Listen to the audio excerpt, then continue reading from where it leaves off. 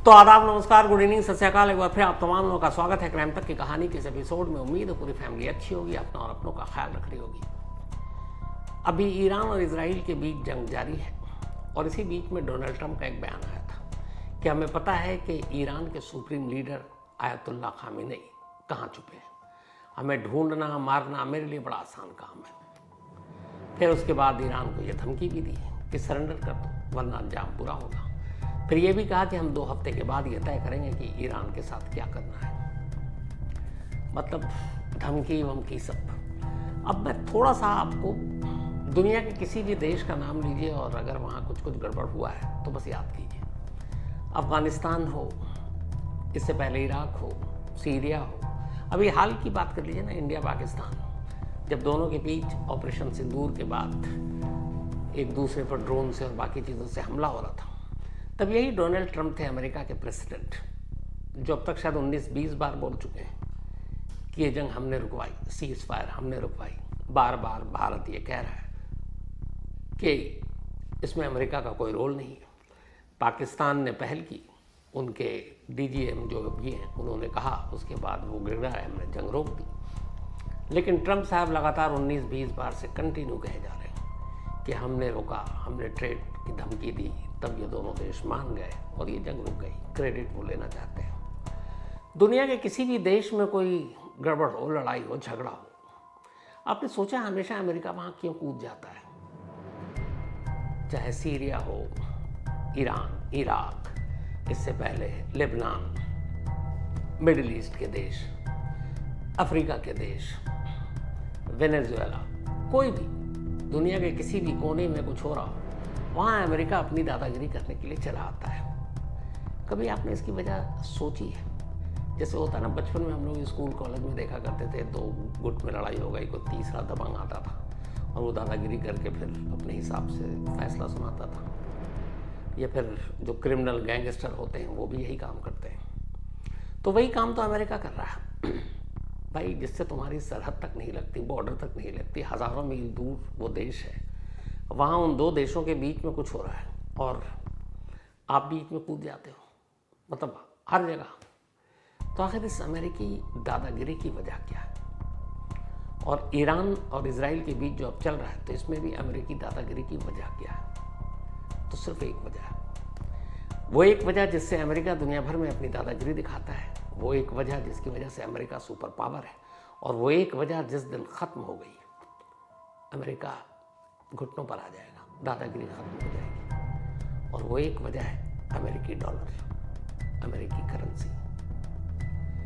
वो अमेरिकी करेंसी जिससे पूरी दुनिया में 96% ट्रेड या बिजनेस या व्यापार होता है, जिसके लिए लेन देन के लिए डॉलर का इस्तेमाल करती है। हम भी दुनिया के बाकी देशों से कुछ भी खरीदते हैं, कोई भी देश, तो करेंसी की जो मान्यता है वो ज़्यादातर 96% डॉलर में ही व्यापार होता है। तो हर देश डॉलर अपने पास रिजर्व करके रखता है। जिस देश के पास डॉलर रिजर्व नहीं है, उस देश को कहते हैं कि या तो कंगाल है या कि कर्जदार है।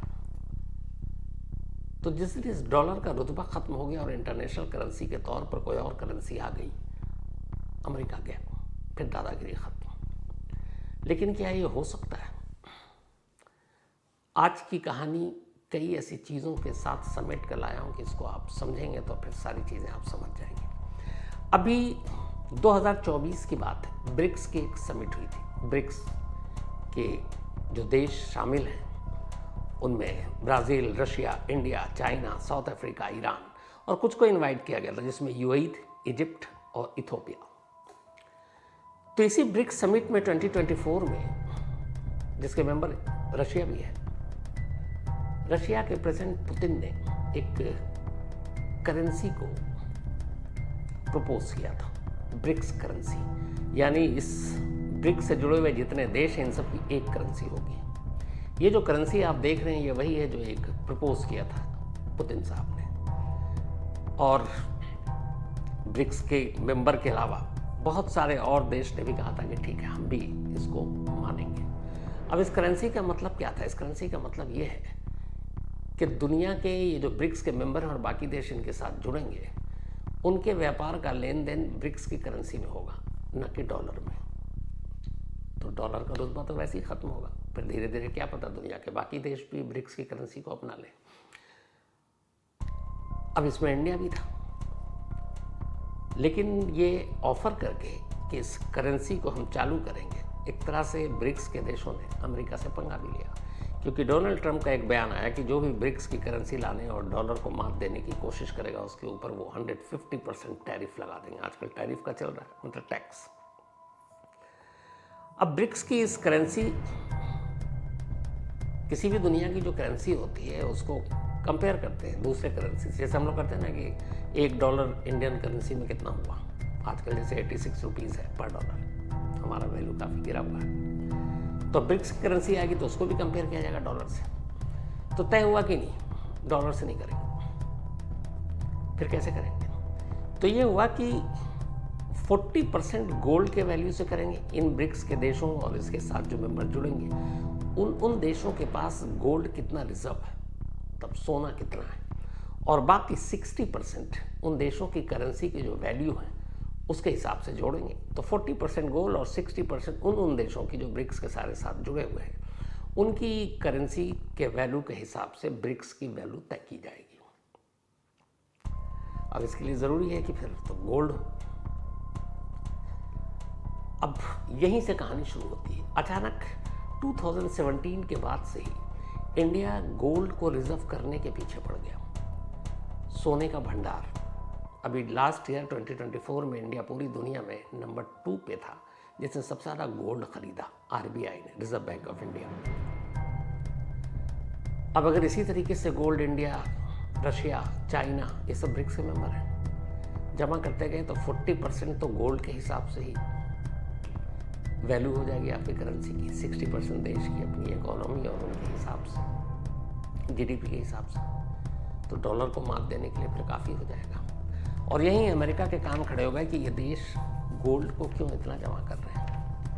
अगर इस वक्त गोल्ड के, आप वर्ल्ड के देखें किन किन देशों में सबसे ज़्यादा, अगर टॉप 8 कंट्री देखें जिनके पास सबसे ज़्यादा गोल्ड है, पहले नंबर पे है अमेरिका, इसके पास 8,133 टन सोना है। जर्मनी के पास 3,035 टन। तीसरे नंबर पर इटली है 2,451, 3,351 है जर्मनी का। और इटली नंबर 3 पर है 2,451 टन। चौथे नंबर पर फ्रांस 2,436। पाँचवें नंबर पर रशिया है 2,335 टन। फिर छठे नंबर पर चाइना है 2,264 टन। सातवें नंबर पर जापान है 845 टन। और आठवें नंबर पर हम हैं इंडिया, 840 टन, 840 टन गोल्ड हमारे पास है। तो अब अगर इसमें आप चाइना, रशिया, इंडिया, इन सबको मिला दें तो गोल्ड के ठीक ठाक जो रिजर्व है वो हो जाएगा। अब इस गोल्ड से फिर क्या लेना देना, डॉलर को क्या खतरा है और इस ब्रिक्स की करेंसी से क्या खतरा है? तो यह है कि दूसरी चीज़ भी है। 11 जुलाई 2022 को इंडिया ने ऐलान किया था कि अब हम, इंडिया जो है ट्रेड करेगी दुनिया के देशों से इंडियन करेंसी में करेगी, यानी रुपीज़ में। अभी तक हम डॉलर में करते हैं और बहुत सारे देश इसके लिए तैयार हो गए। कई देशों ने तो अपने देश के बैंक के ब्रांच इंडिया में भी खोल दिए। तो अब अगर इंडिया ये कह रही है कि हम ट्रेड करेंगे इंडियन करेंसी में, तो सीधे सीधे डॉलर को चैलेंज दिया कि भाई हम डॉलर से नहीं करेंगे, तो अमेरिका तो तिल मिलाएगा ही। अब डॉलर में ट्रेड करने में बड़ा नुकसान भी होता है। आप मान लीजिए अगर रशिया से ही कुछ ले रहे हैं, ईरान से तेल ले रहे हैं, तो अब जितने का तेल है डॉलर के हिसाब से देंगे तो डॉलर का एक्सचेंज रेट भी देंगे, वो एक्स्ट्रा पैसा पड़ता है। जैसे हम ही लोग अगर किसी को यूएस पैसा भेजना होता है, 86 रुपये का डॉलर है, तो हम जब बैंक से उसको ख़रीद कर भेजते हैं तो 1 रुपया वो ख़रीदने और 1 रुपये बेचने का लग जाता है अलग, तो हमें 86 का 88 पड़ जाता है, तो महंगा है। इंडियन करेंसी में होगा तो एक्सचेंज रेट बच गया, कोई मतलब नहीं, हमारे बहुत पैसे बचेंगे, करोड़ों अरबों रुपए। अब इंडिया और ब्रिक्स अगर अपनी करेंसी लाती है तो फिर ये डॉलर और इसमें अमेरिका और बाकी चीज़ों का क्या मतलब, जो मैं आपको सुनाने के लिए बैठा हूँ। आप जानकर हैरान रह जाएंगे कि इंडिया ने जो अभी 2022 में कहा कि हम अपनी करेंसी से ट्रेड करेंगे और ब्रिक्स अपनी करेंसी लाना चाहता है, डॉलर की मोनोपोली को ख़त्म करना चाहता है, ये हवा में नहीं है। पता नहीं आप में से कितनों को पता है नहीं।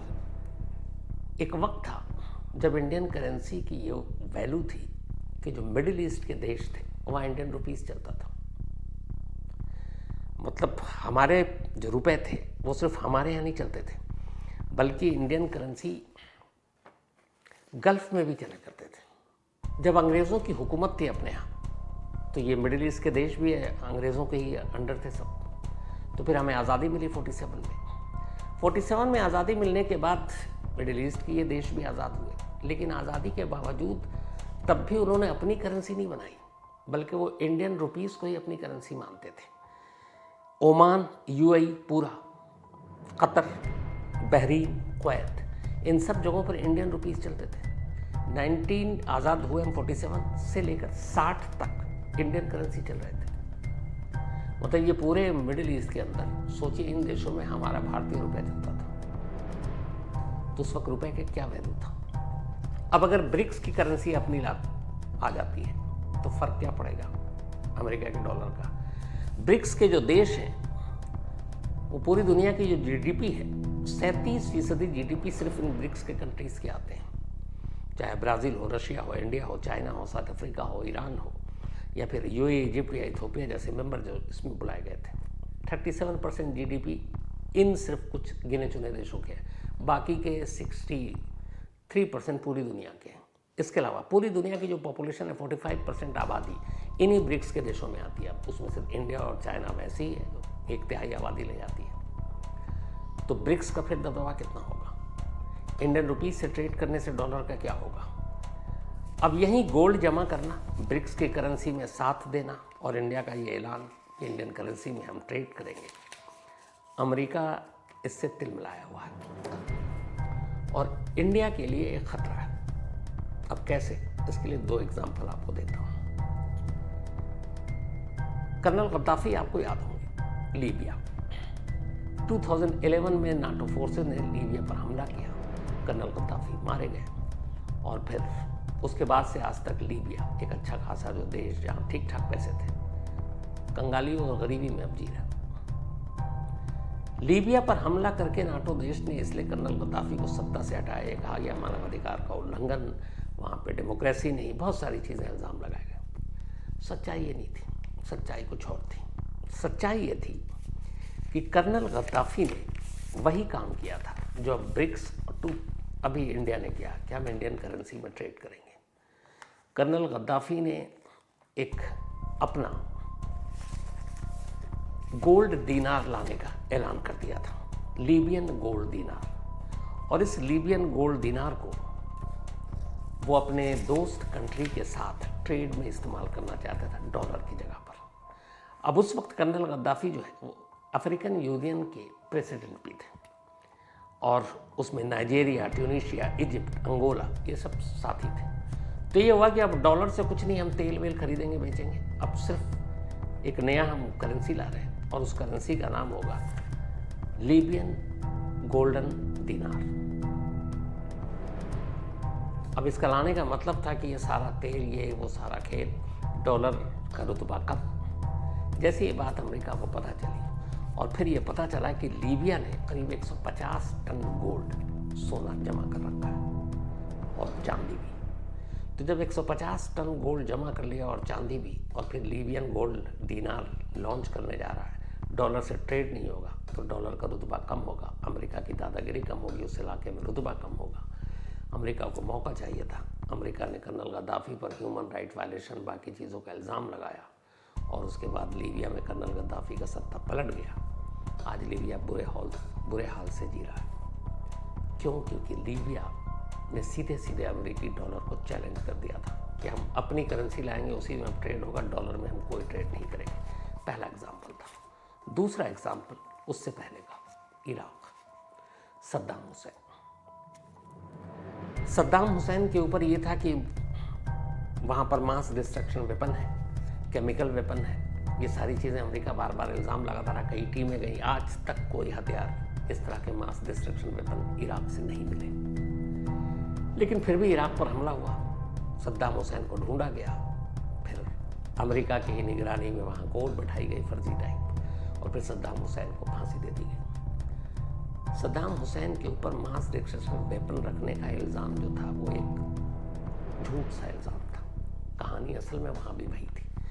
जब सद्दाम हुसैन का तख्ता पलट किया गया और सद्दाम हुसैन को मार दिया गया, उससे ठीक पहले 24 सितंबर जब ये सब कुछ हुआ और हमला किया वहाँ भी नाटो ने, उससे 3 महीने पहले की बात है जब इराक पर हमला हुआ था। 24 सितंबर 2000, 24 सितंबर 2000 की बात है। सद्दाम हुसैन ने एक अपनी सरकारी मीटिंग बुलाई कैबिनेट की, और उस मीटिंग में ये फैसला किया कि अब वो अपने तेल को डॉलर में नहीं बेचेगा बल्कि यूरो में बेचेगा, यूरोपियन करेंसी जो थी। अब डॉलर से कोई लेन देन नहीं होगा। जितने हैं अमेरिकन बैंक में डॉलर रिजर्व थे इराक के, उन सब डॉलर को उसने निकाल कर सद्दाम हुसैन ने कन्वर्ट कर दिया था यूरो में, और गोल्ड का भी स्टॉक था। तब ये हुआ कि डॉलर से ट्रेड नहीं होगा, यूरो से होगा। डॉलर का बायकॉट, डॉलर का रुतबा फिर खतरे में। अमेरिका फिर दिल मिलाया, अब क्या करें? तो एक बहाना कि मास डिस्ट्रक्शन वेपन है, केमिकल वेपन है, लोगों के ऊपर वहाँ जुल्म हो रहा है, तानाशाही है। नाटो फोर्स के जरिए इराक पर हमला हुआ और उसके बाद सद्दाम हुसैन को मार दिया गया। आज इराक बदहाल है, गरीबी चरम पर है। सेम एक तीसरा कंट्री था वेनेजुएला। वेनेजुएला में एक चुनाव हुआ और उसमें जो अमेरिकी समर्थक था वो हार गया। अमेरिका चाहता था उसी को, जो नया चुना गया उन लोगों की पसंद का। अमेरिका ने वेनेजुएला पर सीधे सीधे बैन लगा दी कि इस वेनेजुएला से कोई भी ट्रेड नहीं होगा और ये डॉलर का यूज़ नहीं कर सकता।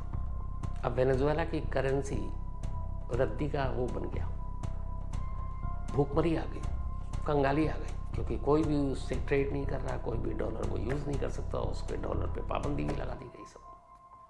अब उसकी अपनी करेंसी से बेचारा दुनिया के देश से क्या खरीदेगा? दुनिया के देश से कुछ खरीदने के लिए डॉलर ही 96% ट्रेड में यूज़ होता है। वेनेजुएला की करेंसी कौन लेगा? इंडिया भी नहीं लेगा। तो जब वेनेजुएला फिर अमेरिका की पसंद की सारी चीज़ें हुई, ये सैंक्शन हटा, तो ये सारी गुंडागर्दी चलती आई। अब सवाल ये है कि जब ब्रिक्स ने ऐलान कर दिया हम ब्रिक्स करेंसी लाएंगे, इंडिया ने 2022 में कह दिया कि हम इंडियन रुपीज़ में ट्रेड करेंगे, तो अमेरिका को तो तिल मिलाना है। अगर गलती से आ गया तो सोचिए डॉलर और पेट्रो डॉलर, जो पेट्रोल कच्चा तेल खरीदने के लिए है, उसका हाल क्या होगा। और एक बार डॉलर गिर गया तो अमेरिका का क्या हाल होगा? फिर क्या अमेरिका इस तरह की गुंडागर्दी करेगा? अमेरिका की दादागिरी चलेगी? अमेरिका जिस देश में घुसकर जो मनमानी करता है वो कर पाएगा? नहीं कर पाएगा, क्योंकि ब्रिक्स एक पावरफुल ऑर्गेनाइजेशन। इंडिया को जो अपनी रुपीज़ से ट्रेड करना है कोई अनहोनी नहीं था। जैसा मैंने आपको शुरू में कहा कि 50-60 का दौर था जब इंडियन करेंसी की क्या वैल्यू थी। मिडिल ईस्ट के देश में भी इंडियन करेंसी ही चलता था। 47 के बाद, अंग्रेज़ों के जाने के बाद भी उन्होंने यही अपनाया, और ये 60 तक ठीक ठाक चल रहा था इंडियन करेंसी इन सारे देशों में, यूएई और बाकी जो देश हैं। 60 तक हमारा करेंसी चल रहा था। लेकिन फिर अचानक कई चीज़ें हुई और वहाँ से चीज़ें बदली। चीज़ें क्या हुई? 1962 में चाइना के साथ हमारी जंग हो गई। 1965 में पाकिस्तान के साथ हमारी जंग हुई। 1966 में बिहार में एक बहुत बड़ा फ्लड आया, सूखा और तबाही। सूखा जब आया तो अब हर फ्रंट पे एक तो जंग, 3 साल के अंदर 2 बड़ी जंग, फिर सूखा, कहीं बाढ़। हमारा जो एक्सपोर्ट है वो बंद हो गया और इंपोर्ट ज़्यादा होने लगा, तो हमारे ऊपर प्रेशर आया। इस दौरान एक और भी चीज़ हुई कि जब हमारी करेंसी चल रही थी इन देशों में, गल्फ़ के, Oman, UAE, Qatar, Bahrain, Kuwait, ये सब हमारी करेंसी, इंडियन रुपीज़ चलता था इन देशों में। तो एक ही करेंसी थी, तो अब ये हुआ कि इन जगहों से गोल्ड स्मगल होकर इंडिया आने लगा। तब स्मगलिंग का दौर था, तो गोल्ड बहुत आने लगे स्मगलिंग होकर। अब उस गोल्ड के आने से थोड़ा हमारी जो इकोनॉमी थी वो भी, क्योंकि हमारे यहाँ का गोल्ड का अलग रेट, उधर अलग, तब उस स्मगलिंग को रोकने के लिए जो गोल्ड था, आरबीआई ने कुछ नए रूल बनाए। आरबीआई ने फिर ये कहा कि इस गोल्ड की स्मगलिंग और उसके जो खरीद फरोख्त होता है उससे हमारा नुकसान ना हो। उन्होंने पहली बार अब एक बंटवारा किया। इधर 65-62 की जंग और सूखा हो ही चुका था।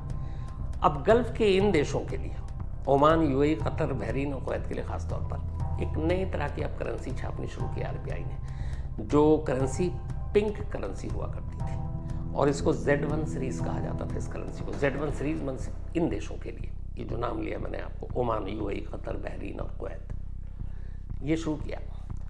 अब इन देशों में जहाँ हमारी करेंसी चलती थी सऊदी अरब शामिल नहीं था, लेकिन सऊदी अरब हर साल हमारे यहाँ से हाजी बहुत जाते हैं हज करने के लिए। तो उस वक्त भी हमारी वैल्यू इतनी थी कि फिर हज पे जो इंडियन जाते थे तो उनके लिए एक और करेंसी शुरू की आरबीआई ने, उसका नाम रखा हज करेंसी। हज करेंसी की वैल्यू ये थी कि जो भी इंडियन हज करने के लिए सऊदी जाता वो हज करेंसी जो होती आराम से रियाल में तब्दील हो जाता, कोई इशू नहीं।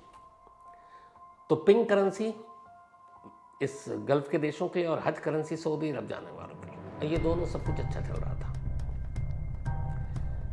लेकिन फिर अचानक ये जो तीन चीज़ें हुई 62, 65 और 1966 में, दो जंग और एक सूखा, हमारी माली हालत ख़राब होती गई। एक्सपोर्ट बंद हो गया, इंपोर्ट हम खर्चा ज़्यादा होने लगा, हमारी जीडीपी गिरी, हमारी गरीबी पीक पर थी और तब रुपए का वैल्यू गिरने लगा। उस वक्त डॉलर, जब ये इससे पहले जो डॉलर का रेट था उस ज़माने में 60 तक 4 रुपये पर डॉलर था, मतलब $1 इंडियन करेंसी में 4 रुपये था। लेकिन जब ये सारी चीज़ें 66 तक हुई तो फिर रेट बढ़कर 7.5 रुपये पर डॉलर हो गया, यानी 3.5 रुपये गिर गया। अब जब ये गिरा तो इन बाकी देशों को लगा जो अब तक इंडियन करेंसी चला रहे थे कि इस तरह से तो हमारी भी इकोनॉमी डूब जाएगी, फिर क्या करें। तब 1966 में इन देशों ने ये तय किया कि वो अपनी करेंसी चलाएंगे, अपनी करेंसी छापेंगे। 47 से 65 तक ये करेंसी हमारी चल रही थी इन देशों में, Oman, UAE, Qatar, Bahrain, Kuwait. लेकिन जब हमारी करेंसी गिरी, डॉलर के मुकाबले हम 3.5 रुपये गिर गया अचानक, तो फिर उन देशों ने अपनी माली हालत सुधारने के लिए भारतीय करेंसी को यूज़ करने की बजाय अपने अपने दिनार और दिरहम छापने शुरू किए। ये 66 की बात है। अब ज़रा अंदाज़ा लगाइए कि तीन चीज़ें ना होती, 62 की जंग, 65 की पाकिस्तान से जंग और सूखा, और इंडियन रुपीस की वैल्यू न गिरती कुछ वक्त तक, तो क्या होता। आज शायद दुनिया में डॉलर की जगह इंडियन करेंसी का बोलबाला होता है। कैसे? जब ये सब कुछ हुआ तब तक ये पता नहीं था कि ये जो देश हैं जहाँ पे इंडियन करेंसी चल रही है, ये सारे देश, Oman, UAE, Qatar, Bahrain, Kuwait, इनके पास तेल का खजाना है, तब तक मिला ही नहीं था। जैसे ही ये सारी करेंसी बंद हुई उसके बाद पता चला कि इन देशों में तो तेल के कुएं ही कुएं हैं। और फिर जो तेल का कुआं निकलना शुरू हुआ, इन देशों ने तब तक अपनी अपनी करेंसी निकाल ली, दिरहम और रियाल, दीनार, वो इनकी करेंसी तो सीधे बूम कर गई। अभी अगर हाल आप देखिए, सिर्फ कुवैत का अपना दीनार है, पहले इंडियन रुपीस चलता था। कुवैत के एक दीनार की कीमत हमारी करेंसी में 280 रुपये, मतलब हमारा 280 रुपये, उनका एक दीनार। और डॉलर में अगर देखें तो $3.24 पर कुवैती दीनार है। एक दीनार डॉलर में 3.24। बहरीन का अगर आप देखें, यहाँ भी दीनार चलता है, एक बहरीन दीनारी की कीमत है हमारे इंडियन करेंसी में 229 रुपये, और डॉलर में $2.65 पर बहरीन का दीनार। ओमानी रियाल, ओमान में रियाल चलता है, एक ओमानी रियाल की कीमत 225 रुपये है, और डॉलर में 2.60, मतलब $2 2.60 एक ओमानी रियाल की कीमत है। उसी तरह से जॉर्डन का जो दीनार है, एक दीनार जॉर्डन के 121 रुपये का वैल्यू है, और डॉलर में 1.41 का वैल्यू है। अब अंदाज़ा लगाइए कि अगर इसी सारी चीज़ें, करेंसी इंडियन करेंसी होती और उसके बाद ये तेल का ख़जाना मिल जाता, तो फिर इंडियन करेंसी का दबदबा कहाँ होता। शायद डॉलर कहीं टिकता नहीं। लेकिन कुछ बदनसीबी, ऐन वक्त पे रुपए का वैल्यू गिरना, ये जंग, ये सूखा और ये सारी चीज़ें, इन्होंने हमारी करेंसी को एक तरह से उभरने का मौका नहीं दिया। लेकिन ये मुमकिन है, पास्ट में हो चुका है कि इन देशों में इंडियन रुपीस चला, और इसीलिए अब ये तय किया गया कि 2022 में जो कि अब भारत रुपए में ही ट्रेड करेगा। ऊपर से ब्रिक्स के देशों ने कहा कि अब हम ब्रिक्स की अपनी करेंसी लाएंगे। तो अगर ब्रिक्स की करेंसी आ गई, दुनिया की 45% पॉपुलेशन ब्रिक्स के देशों, जो मेंबर देश हैं, उनके तहत आता है। 37% जीडीपी ब्रिक्स के देशों में आता है। तो अगर सारा लेन देन व्यापार और इंडियन करेंसी में होने लगा तो डॉलर कहाँ जाएगा, और एक बार डॉलर गिर गया तो फिर क्या होगा। तो अमेरिका को हमेशा ये खतरा रहता है कि किसी तरह से डॉलर की ताकत कम ना हो। जिन जिन देशों ने डॉलर की ताकत को कम करने की कोशिश की, मैंने 2 देश का तो एग्जाम्पल आपको सीधे सीधे दिया, लीबिया के कर्नल गद्दाफी, इराक के सद्दाम हुसैन, दोनों का क्या हश्र हुआ और उस देश में तख्ता पलट हो गया।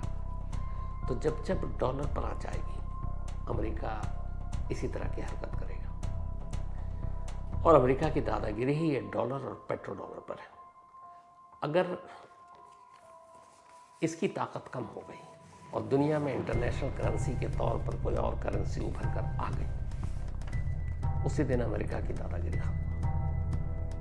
और ये नामुमकिन नहीं है, बिल्कुल मुमकिन है। अब आने वाले वक्त में कोशिश यही हो रही है कि डॉलर को ख़त्म करने के लिए, या डॉलर की ये जो घमंड है उसको कम करने के लिए कुछ पैरेलल इंटरनेशनल करेंसी आए जो टक्कर दे सके। अभी तक डॉलर है या फिर पाउंड्स है, जिससे दुनिया में ट्रेड होता है, या फिर एक जर्मन का है, जापानी येन भी है, लेकिन डॉलर 96% ट्रेड का पार्ट रहता है।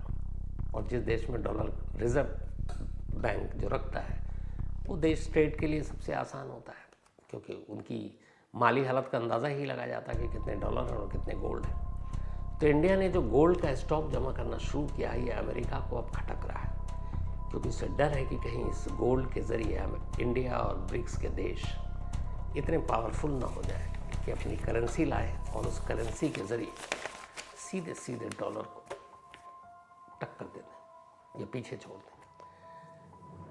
चाइनीज़ करेंसी जो है युवान, वो इस वक्त वो भी बहुत पावरफुल है, और अमेरिका को उससे भी खतरा है, और चाइना ब्रिक्स का मेंबर भी है। तो आने वाले वक्त में हो सकता है ट्रम्प का यही रवैया रहा, तो एक बार डॉलर पे चोट पहुंची तो फिर ये सारी दादागिरी, गुंडागर्दी, ये सब खत्म, और अमेरिका से जो सुपर पावर का एक तमगा है वो भी लगभग छिन जाएगा। तो इंतज़ार कीजिए, आने वाले वक्त में कुछ भी हो सकता है। तो ये थी आज की कहानी, लेकिन ख़त्म